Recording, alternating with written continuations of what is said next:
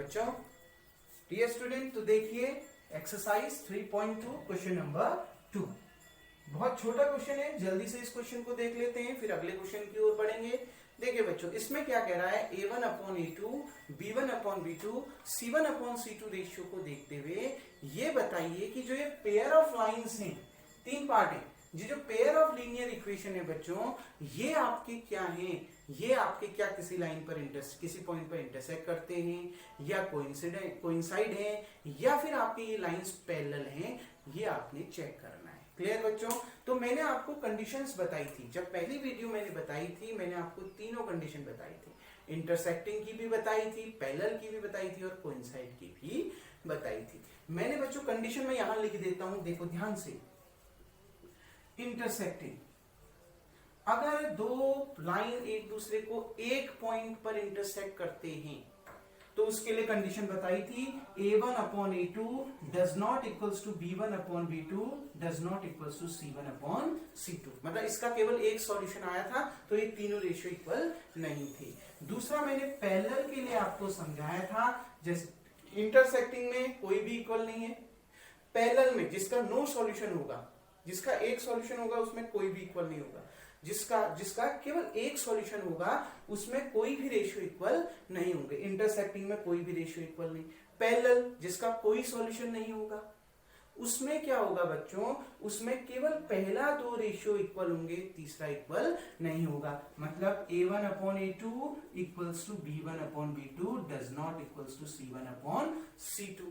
तीसरा बच्चों बताया था कोइंसाइड, दो लाइन कोइंसाइड होंगे, मतलब एक के ऊपर एक दूसरी लाइन होगी, कॉमन पॉइंट्स आएंगे, इनफाइनाइट सॉल्यूशन होगा, उसमें तीनों रेशियो इक्वल होंगे। a1/a2 equals to b1/b2 equals to c1/c2। Clear बच्चों? आ गई ना बात समझ में? ठीक। अब देखिए ये कैसे भी याद कर सकते हैं, इंटरसेक्टिंग पैरेलल कोइंसाइड, पहले में एक भी इक्वल नहीं, दूसरे में पहले दो इक्वल और तीसरे में सारे इक्वल।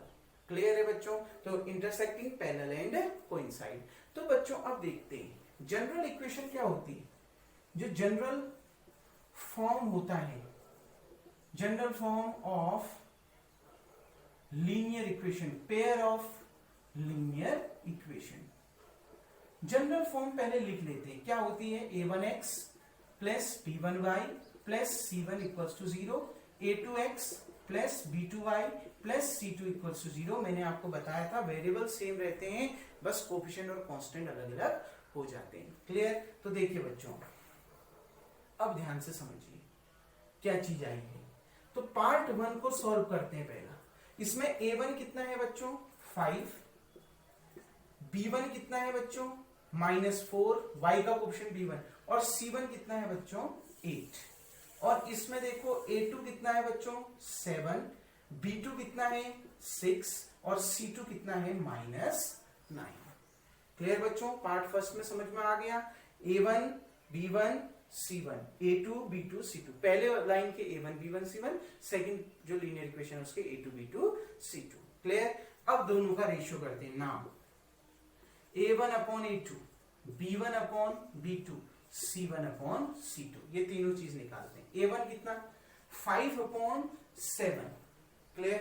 b1/b2 -4/6, फिर c1 8/-9। आप देखिए क्या कि तीनों इक्वल आ रहे हैं, ये अलग है, ये बिल्कुल अलग है और ये बिल्कुल अलग है, मतलब ये तीनों आपस में इक्वल नहीं आ रहे हैं। That implies that a1/a2 does not equals to b1/b2 does not equals to c1/c2। इसका मतलब है the pair of lines are intersect at one point। देख लीजिए इंटरसेक्टिंग का कंडीशन सेटिस्फाइड हो रहा है ना? क्लियर? इसका मतलब है pair of lines intersect at one point. Clear बच्चों? होप सो आपको समझ में आ गया होगा। क्लियर बच्चों? आ गया ना समझ में? Pair of lines intersect at one point. Clear? अब सेकंड पार्ट देखो बच्चों, इसी के सेकंड पार्ट को समझते हैं। इसको मिटा देता हूं। अब इसके सेकंड पार्ट को देखिए। सेकंड पार्ट में देखिए बच्चों, A1 कितना आपको देख के ही पता चल रहा है क्या, A1 आपका कितना है 9, B1 कितना है 3, C1 कितना है 12, A1 B1 C1, A2 कितना है 18, फिर B2 कितना है 6, फिर आपका कितना है C2 24। नाउ अब हम निकालते हैं A1 अपॉन A2, ठीक, A1 अपॉन A2 कितना आया, A1 कितना 9 अपॉन 18, 9 अपॉन 18 कितना 1 अपॉन 2। फिर हम निकालते हैं B1 upon B2, B1 upon B2 कितना, B1 कितना 3 अपॉन 6 कितना आ गया 1 अपॉन 2। फिर आप निकालते हैं C1 अपॉन C2, क्लियर बच्चों, C1 कितना है 12 अपॉन 24 दैट इज 1 अपॉन 2। देखिए इसमें तीनों रेशियो क्या आ रहे हैं, इक्वल आ रहे हैं। A1 upon A2 equals to B1 upon B2 equals to C1 upon C2। अगर तीनों रेशियो इक्वल आते हैं इसका मतलब है ये दोनों जो पेयर ऑफ लाइन है वो क्या है, कोइंसाइड है। देख लीजिए आ रहे हैं ना, 1 अपॉन 2 1 अपॉन 2 1 अपॉन 2। अगर तीनों जो रेशियोज है वो क्या आ गए, इक्वल अगर आ गए बच्चों, तो पेयर ऑफ लाइन क्या है, कोइंसाइड है। मतलब एक लाइन के ऊपर दूसरी लाइन बन रही है, यानी दोनों जो लाइंस में है वो कॉमन पॉइंट है, मतलब इनफाइनाइट सॉल्यूशन इसका होगा। तो क्या लिख दोगे यहां पर, pair of lines are coincide. Clear बच्चों, यही चेक करना था। अब इसका थर्ड पार्ट आपका होमवर्क है बच्चों, थर्ड पार्ट इसका आपने खुद से करना है। क्लियर बच्चों, तो इस प्रकार आपका क्वेश्चन नंबर 2 कंप्लीट होता है। ठीक बच्चों, अब क्वेश्चन नंबर 3 की ओर बढ़ते हैं। तो बच्चों क्वेश्चन नंबर 3 क्या बोलता है, क्वेश्चन नंबर 3 में आपने ये बताना है कि ये जो लीनियर पेयर्स हैं, linear pair of linear equations हैं, क्या ये कंसिस्टेंट हैं या फिर इनकंसिस्टेंट हैं। मैंने आपको कंडीशन ऑफ कंसिस्टेंसी, इनकंसिस्टेंसी और डिपेंडेंसी समझाई थी। अब एक चीज और मैं यहां पर समझा रहा हूं बच्चों, ध्यान से समझना। कंसिस्टेंसी में मैंने बोला था कंसिस्टेंट होंगे यदि कोई दो लाइंस एक दूसरे को एक ही पॉइंट पर इंटरसेक्ट करेंगे, मतलब अगर उस लाइन का एक सॉल्यूशन होगा तो कंसिस्टेंट होगा, अगर कोई सॉल्यूशन नहीं होगा तो इनकंसिस्टेंट होगा। और अगर इनफाइनाइट मेनी सॉल्यूशन होंगे तो वो क्या होंगे, डिपेंडेंट। अब सबसे मजे की बात बच्चों ये है कि जो आपका मेनी सॉल्यूशन जो डिपेंडेंट होता है वो कंसिस्टेंट भी होता है। क्यों, जिस लाइन के सॉल्यूशन निकल रहे हैं, चाहे वो एक सॉल्यूशन निकले चाहे वो मेनी सॉल्यूशन निकले, वो सब कंसिस्टेंट के अंदर आता है। क्लियर बच्चों, इंटरसेक्टिंग लाइन तो है ही कंसिस्टेंट, कोइंसाइड डिपेंडेंट हो गया, और जो डिपेंडेंट है वो कंसिस्टेंट भी होता है, ध्यान रखना। क्लियर बच्चों, तो ध्यान रखना जिसके एक सॉल्यूशन आए वो तो कंसिस्टेंट है ही है, जिसके मेनी सॉल्यूशन आए मतलब तीनों रेशियो जिसमें इक्वल आ जाए, जिसमें तीनों रेशियो क्या आ जाए, A1 upon A2 B1 upon B2 C1 upon C2, मतलब दो लाइन क्या आ जाए, कोइंसाइड आ जाए, तो वो डिपेंडेंट तो है ही है। डिपेंडेंट के साथ क्योंकि उसके मेनी सॉल्यूशन निकल रहे हैं इसलिए वो क्या भी है, कंसिस्टेंट भी होती है। क्लियर बच्चों, ये चीज समझ लेना, डिपेंडेंट तो है ही है, वो कंसिस्टेंट के अंदर भी गिनी जाती है, लेकिन उसके सॉल्यूशन कितने होते हैं, मेनी सॉल्यूशन होते हैं, इनफाइनाइट सॉल्यूशन होते हैं। क्लियर बच्चों, अब देखिए तो पहला पार्ट देखते हैं। A1 कितना आ गया 3, B1 कितना आ गया 2, C1 कितना आ गया -5, न कि 5, क्योंकि C1 को उधर ले जाओगे ना, LHS में ले जाओगे, ये प्लस में है, इधर आके माइनस में हो जाएगा। A2 कितना हो गया बच्चों 2, और B2 कितना हो गया बच्चों -3, और C2 कितना हो गया बच्चों, ये 7 है, उधर आके -7 आ गया। अब A1 अपॉन A2 निकालिए, 3 अपॉन 2, B1 अपॉन B2 निकालिए, कितना आ गया 2 upon -3। Clear, C1 upon C2 निकाल दीजिए, कितना आ गया बच्चों -5 अपॉन -7, इसका मतलब है 5 अपॉन 7। क्लियर बच्चों, तो इसमें आप एक चीज देख रहे हैं, क्या इसमें आपको क्या दिखाई दे रहा है, ये तीनों रेशियो क्या इक्वल है, नहीं है। It's mean that is A1 upon A2 does not equals to B1 upon B2 does not equals to C1 upon C2, और ये कंडीशन किसकी होती है, कंसिस्टेंसी की।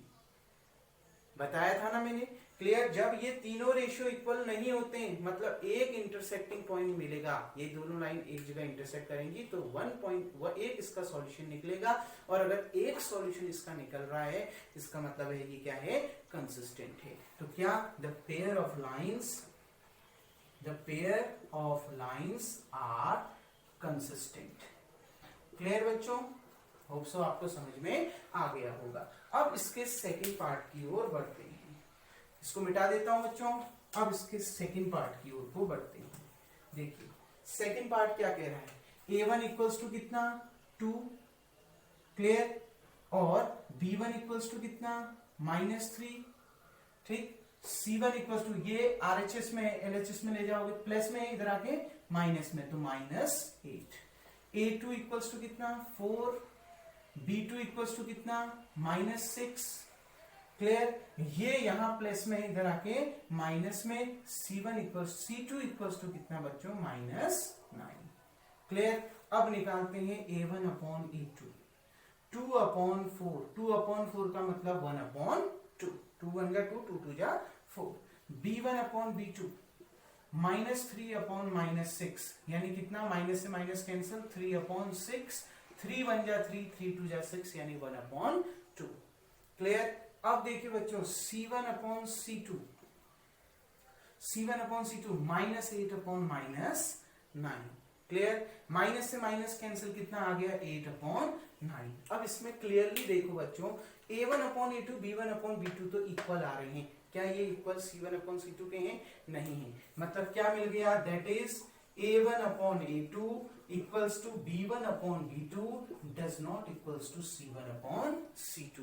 और ये इसका मतलब क्या है, ये दोनों लाइंस क्या हैं, पैरेलल है, ये दोनों लाइन पैरेलल्स हैं, तो इन दोनों लाइन के कोई भी सॉल्यूशन नहीं है। अगर इसका कोई भी सॉल्यूशन नहीं है तो ये क्या है, इनकंसिस्टेंट है। लिखवाया था, करवाया था ना मैंने, तो देखो क्या लिख दोगे, pair of lines are inconsistent. Clear बच्चों? होप सो आपको समझ में आ गया होगा। अब आगे बढ़ते हैं और पार्ट नंबर 4 को देखते हैं। क्लियर? फोर्थ पार्ट को देखते हैं। अच्छा बच्चों देखो, फोर्थ पार्ट से अच्छा है कि हम फिफ्थ पार्ट को देख लें, क्योंकि दोनों में शायद कंडीशन एक ही आएगी, लेकिन फिफ्थ बताने से आपका ये होगा कि थर्ड क्वेश्चन भी क्लियर हो जाएगा। क्लियर? तो फोर्थ पे जगह हम फिफ्थ पार्ट को देखते हैं, और फिफ्थ पार्ट क्या लिखा है, 4/3 x plus 2y equals to 8, और दूसरा जो इसमें दे रखा है 2x plus 3y equals to 12, 2x plus 3y equals to 12। Clear बच्चों? देखिए इसमें a1 कितना है, 4/3, b1 कितना है, 2, और c1 कितना है, ये 8 इधर आ गया, कितना आ गया, -8, a2 कितना है, 2, b2 कितना है, 3, और c2 कितना है, ये इधर आ गया, कितना आ जाएगा, -12। अब देखिए बच्चों, a1 अपॉन a2, 4/3 अपॉन में कितना, 2, यही मैं समझाना चाह रहा था।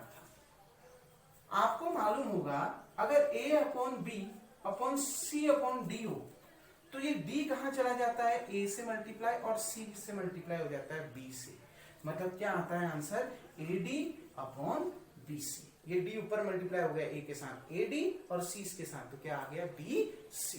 तो ऐसा ही केस यहां पर भी है। देखो 4/3 को आप 2 से डिवाइड कर दो, मतलब 2 ऊपर तो नहीं जा सकता ना, क्योंकि 4/3 को आप किससे डिवाइड कर रहे हो, 2 से, तो 2 के अपॉन में क्या होगा, 1 होगा, 2 को 2/1 तो लिख सकते हैं। तो ये 1 कहां चला गया, 4 के साथ, तो 4 इंटू 1, और 3 किससे मल्टीप्लाई हो गया, 2 से, 3 इंटू 2, क्योंकि 4/3 एक अलग नंबर है, 2 एक अलग नंबर है, 4/3 डिवाइड बाई 2 है। अब मतलब 2 को तो मैं 2/1 लिख सकता हूं ना, किसी भी नंबर को 1 से डिवाइड करो कोई फर्क नहीं पड़ता। क्लियर? तो ये 1 कहां चला गया, ऊपर, कितना आ गया, 4 इंटू 1/3 इंटू 2, यानी कितना आ गया, 4 अपॉन, देखो 4 से क्या, 2 से ये 2 बार कैंसिल, 2 1 जा 2, और 3 1 जा 3, तो कितना आ गया, 2/3। क्लियर बच्चों? अब आगे देखिए, b1 अपॉन b2। अब जो थर्ड पार्ट है ना बच्चों, इसमें भी वही चीज लगनी है, तो उसको खुद से आप सॉल्व कर सकते हैं। क्लियर? अब देखिए b1 अपॉन b2, b1 कितना है 2, b2 कितना है 3, 2 upon 3। c1 upon c2, c1 कितना है -8, c2 कितना है -12, माइनस से माइनस कैंसिल, 8 अपॉन 12, 4 2 जा 8, 4 3 जा 12, कितना आ गया 2 अपॉन 3। इसका मतलब क्या आ रहा है, that is a1 upon a2 equals to b1 upon b2 equals to c1 upon c2। अगर ये तीनों इक्वल हैं, तीनों रेशियो इक्वल हैं, इसका मतलब है given pair of line are क्या डिपेंडेंट। जो गिवन पेयर ऑफ लाइन है, given pair of lines are dependent, given pairs of line are dependent, मतलब दिए गए जो पेयर ऑफ लाइन है वो क्या है, डिपेंडेंट है। क्लियर बच्चों? अगर वो डिपेंडेंट है मतलब उसके कितने सॉल्यूशन है, मेनी सॉल्यूशन है, मतलब उस लाइन के सॉल्यूशन निकल रहे हैं। अगर उस लाइन के सॉल्यूशन निकल रहे हैं, इसका मतलब है वो क्या है, कंसिस्टेंट है। That is they have many solution, many solution, hence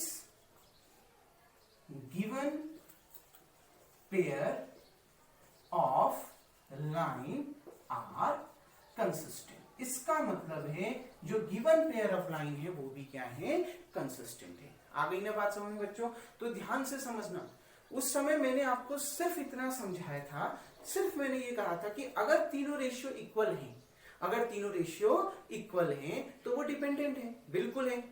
अगर वो डिपेंडेंट है तो उसके कितने सॉल्यूशन है, मेनी सॉल्यूशन है, क्योंकि वो कौन साइड है। क्लियर? और कंडीशन किसकी आ गई, डिपेंडेंसी की।